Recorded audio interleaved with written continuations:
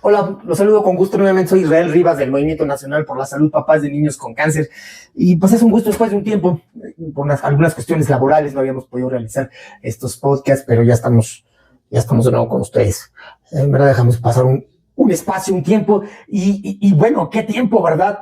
Tiene un mes que no hago y que no subo nada a YouTube, y parece que ha pasado un siglo en este país y un siglo en el mundo. Han ocurrido muchas situaciones. Sigue sin haber medicamentos en el país, que esa es una de las cuestiones más importantes en este tema. Sigue sin haber medicinas, sigue diciendo la presidenta de la República, Claudia Sheinbaum, y su secretario de Salud y su subsecretario de Promoción de la Salud, que ya merito, que ahora sí, ya casi se soluciona el problema de los medicamentos, pero la realidad es que el sector salud del gobierno mexicano, el Sistema Nacional de Salud, sigue siendo un desastre, sobre todo en el abasto de medicamentos relacionados con enfermedades crónico-degenerativas.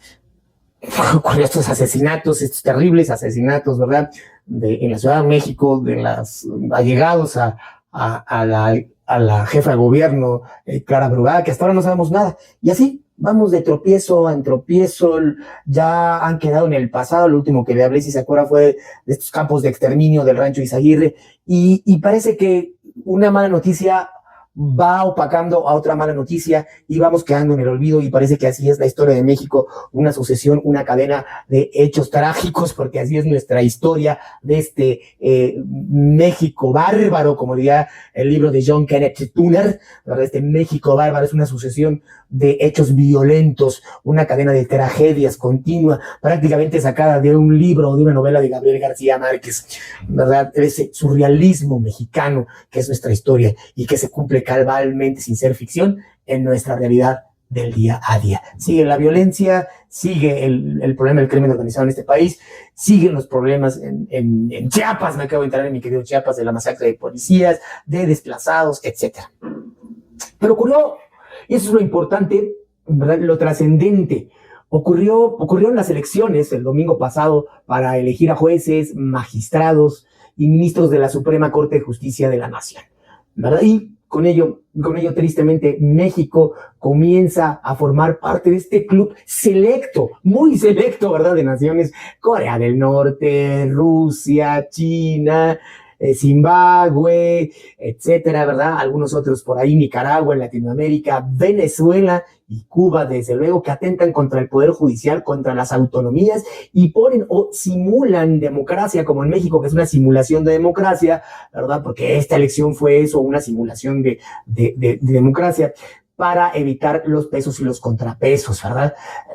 A mí me parece terrible los discursos de Morena, en el que decía una senadora de Morena, parafraseando justamente, ella tal vez no lo sabe, que parafraseó una frase muy famosa de Adolf Hitler, en el que el tercer Reich, como le llamaba Adolf, quería perpetuarse por 1000 años. Ella lo repitió, dice: Morena va para 1000 años. Es decir, no son demócratas, no creen en la democracia realmente. ¿Saben por qué no creen en la democracia? Porque quieren estar 1000 años en el poder, y porque la realidad es que, lo quiero decir amplia y como son las cosas, tuvieron un excelente abuelo que fue el PRI, y el PRI tampoco era un partido diseñado para la democracia, ¿verdad? Ya acabaron con los órganos autónomos, ya no existen. Ya no existe el IFAI, ¿verdad? O el INAI, el órgano de transparencia y de acceso a la información pública y gubernamental. Que fíjese usted, ahí en el último trienio del gobierno, en la segunda parte del gobierno de Ernesto Zedillo, ellos se opusieron, cuando eran PRD, a que el órgano perteneciese al Ejecutivo Federal, y pelearon por la autonomía. Esta misma propuesta, nada más que los mexicanos no tenemos memoria, que ellos hicieron, ellos mismos la deshicieron a su conveniencia, y ahora la deshacen y la vuelven al Ejecutivo. Así son de incongruentes, ¿verdad? Lo que pasa es que, como los mexicanos no tenemos memoria y no nos importa el quehacer público, pues ellos nos toman el pelo continuamente. Pero vuelvo al punto de la elección a jueces y magistrados, con sus acordeones y sus bandoleones. La verdad es que yo no fui a votar, y esto me parece que fue crónica de una manipulación anunciada, así me refiero yo a eso. La verdad es que el gobierno de Claudia Sheinbaum, a través de un dictado preciso que le dejó Andrés Manuel López Obrador, ¿verdad? Manipuló a los poquitos que salieron a votar. No voy a meterme en que si quiénes fueron, que si los de la tercera edad, la verdad es que sí, a gente con mayor edad fue a la que fue a votar, y los beneficiarios de los programas sociales por este bodrio de reforma, ¿verdad? Por esta simulación de la democracia que prácticamente como la conocemos, el poder judicial ya no va a existir. Es una regresión a lo que teníamos antes de la reforma de Ernesto Zedillo. Aunque ellos digan misa, la verdad es que es una regresión al sistema de poderes en México, a los pesos y contrapesos. El problema es que, mire usted, Andrés Manuel López Obrador, que es el que sigue gobernando virtualmente, ya tiene la presidencia, ya tiene el Ejecutivo, ya tiene a la Cámara de Diputados, a los senadores, es decir, el otro poder, al legislativo, y ahora tiene a través de su íntimo amigo Hugo Aguilar, que por cierto quiero hacer la aclaración, nunca ha sido asesor del ZLN. Tengo unas fuentes que me han revelado allá en Chiapas que nunca fue asesor del ZLN. Estuvo en el Congreso Nacional Indígena, dentro de los acuerdos de San Andrés Larraínza, pero nunca fue asesor del ZLN. Así se hacen las mentiras en este país, así se difunden los mitos tan equivocados que tenemos, como se ha dicho, el primer indígena en ser presidente de la Suprema Corte. No es cierto, el primer indígena en asumir la Suprema Corte fue Benito Juárez, ¿verdad? No quiero demeritar ni decir que va a ser un excelente miembro. Lo único que sí sé es que tiene una cercanía muy grande con el expresidente Andrés Manuel López Obrador, y que él le ayudó a que la consulta, ¿verdad?, para a los pueblos mayas pasara a modo del gobierno. Por cierto, muchos pueblos de Yucatán, de Campeche y de Quintana Roo no lo quieren por esta burda manipulación que hizo. No lo quieren tampoco en algunas regiones de Chiapas, justamente porque se ha puesto muchas veces del lado del gobierno y no verdaderamente de los pueblos indígenas. No lo digo yo, lo dicen algunos expertos indígenas y que lo conocen, ¿verdad? Así que, pues bueno, este atentado contra el sistema de poderes en México que ocurrió, imagínense, yo no entiendo cómo la presidenta de la República, imagínense usted, de verdad, presidenta, ¿cree que somos imbéciles? Perdón que se lo diga así, que se lo plantee así. Perdón, presidenta Claudia Sheinbaum, ¿cómo puede usted ser tan tonto en decirnos a nosotros los ciudadanos que con un 12% de la población que salió a votar, y de ese 12% el 3% anuló sus votos, es decir, con un voto efectivo del 8%, una elección puede ser legítima y puede ser un éxito? ¿Cómo puede ser en algo tan delicado como es la justicia usted decir que esto fue un éxito? Verdaderamente me parece patético, y me parece patético también de la presidenta de la República, Claudia Sheinbaum. Y aquí lo hago observar porque ningún medio lo ha dicho, y tampoco ningún analista político. La burla, el tono de voz que utiliza para mofarse de las declaraciones de la oposición, me parece muy infantil. La verdad, me parece de falta de madurez política, de falta de madurez personal. ¿Cómo utilizar ese sonsonete como una niña de primaria o de secundaria para burlarse de la oposición?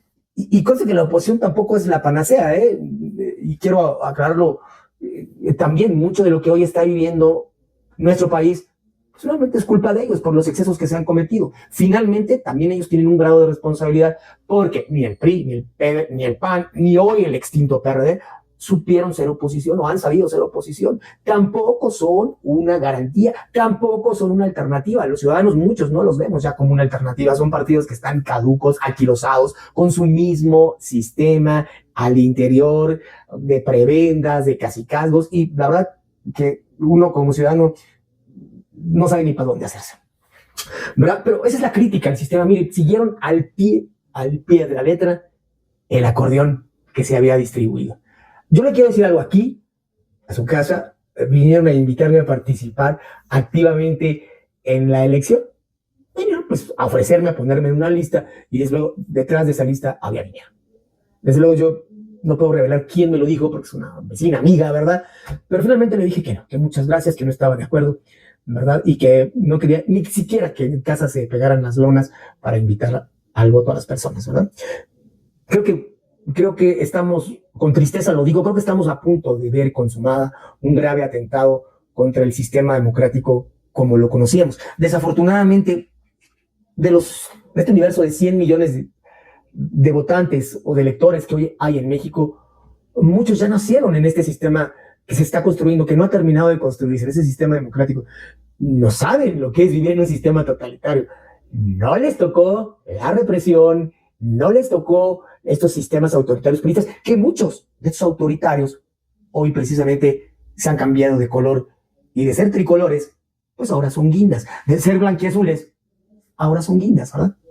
Y que tienen el mismo DNA en su sangre. Pero yo me pregunto, y siempre me he preguntado, ¿por qué a los mexicanos nos gusta vivir en los totalitarismos? ¿Por qué regresamos? ¿Por qué le tenemos miedo a ser ciudadanos? ¿Por qué le tenemos miedo a esta libertad? Al ejercicio de la libertad. Y mire usted, yo sé que se va a escuchar muy simplista lo que le voy a decir. En un país en donde hemos estado acostumbrados, ¿verdad?, a vivir bajo el mando despótico de un padre o de una madre que trata a sus hijos a mentadas de madre mínimamente y a trancazos para que entiendan, hoy es lógico que tengamos, un país tan violento, porque la violencia no se genera de manera espontánea, ¿verdad? Ni baja del infierno como un rayo o sube y se le mete a las personas como poseídos. No. Eso viene de una cadena. La gente se vuelve violenta por algo, porque vive en familias violentas.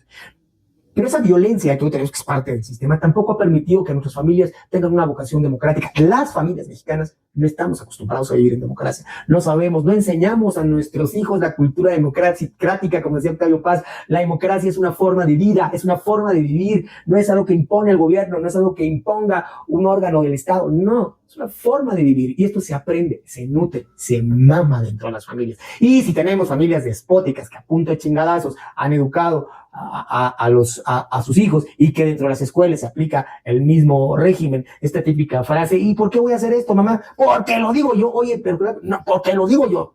Bueno, pues porque lo dices tú, ¿no?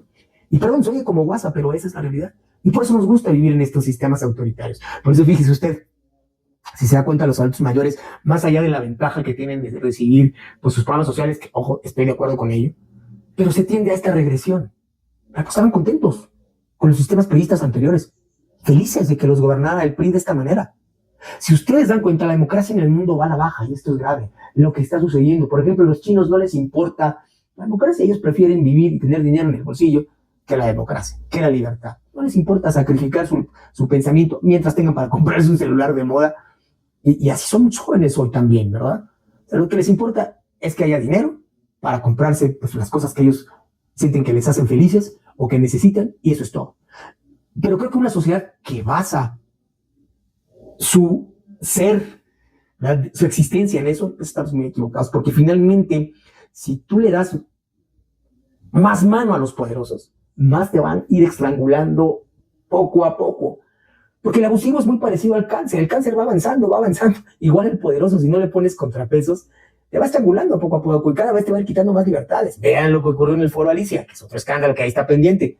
Ya para mandar a los militares a interrumpir un concierto, bueno, eso a mí me parece bastante grave. Y poco a poco vamos a ir viendo este tipo de excesos con comunicadores, etcétera. Vamos a ver en qué van a terminar los amparos que nosotros a veces realizamos para la gente que esté enferma. Vamos a ver qué va a pasar con un juez a modo de Morena. ¿Van a pegar un amparo a un enfermo que no le están dando sus medicamentos? Yo, sinceramente, yo creo que no.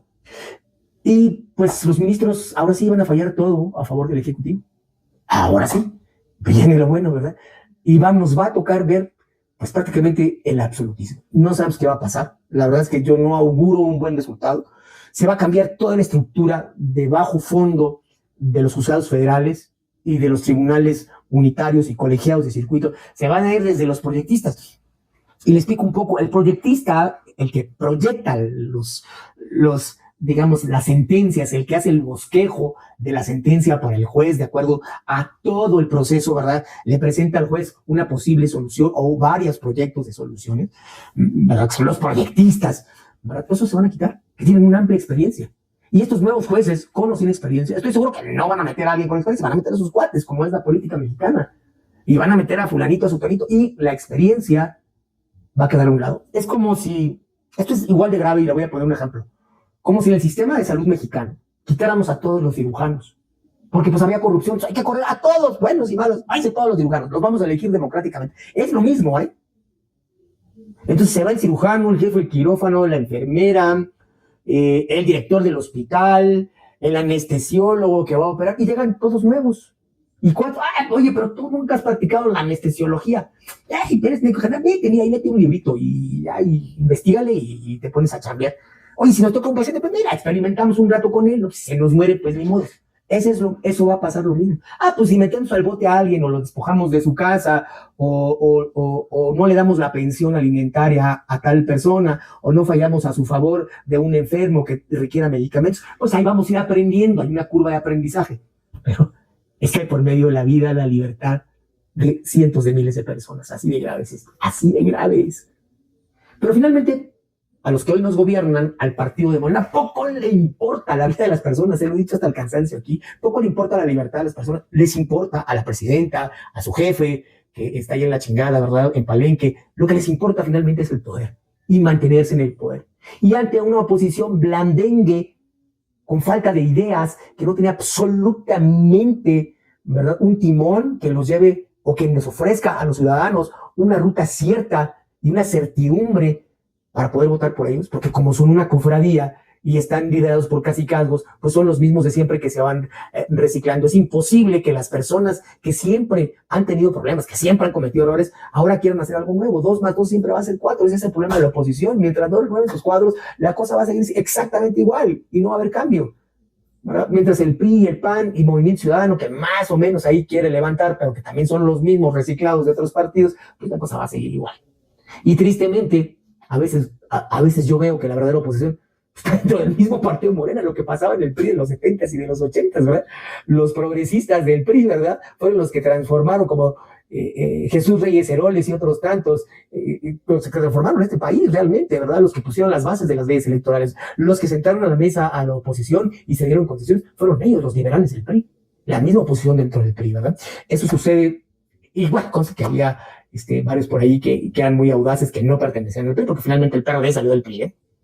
Así que vamos a ver qué nos depara. La verdad es que la presidenta de la República, con su 80 y tantos % de popularidad, a mí como ciudadano, a mí como Israel Rivas, me ha quedado mucho de él. Y la verdad, más que un acierto, pues esta situación de las elecciones del Poder Judicial parece más un terrible fracaso. Vamos a ver, porque cría cuervos y te sacarán los ojos. Estos jueces de abajo, estos magistrados que fueron electos popularmente, no saben ni quiénes son. Ni siquiera Morena sabe quiénes son. Es decir, no tiene control. Vamos a ver qué va a pasar. Y yo la verdad que no auguro que este bodrio pues llegue a buen puerto. Ya vamos a empezar a hacer estos podcasts mucho más seguido. Sigan en mis redes sociales. Estoy en Facebook como Israel Rivas Bastidas, en Twitter como Israel Rivas_Bas, en Instagram también me pueden encontrar como Israel Rivas, y nos vamos a ver pronto. Ahora sí, cada semana vamos a estar haciendo, nos dimos un espacio y un tiempo. Cuídense, nos vemos. Hasta la próxima, que tengan una excelente semana.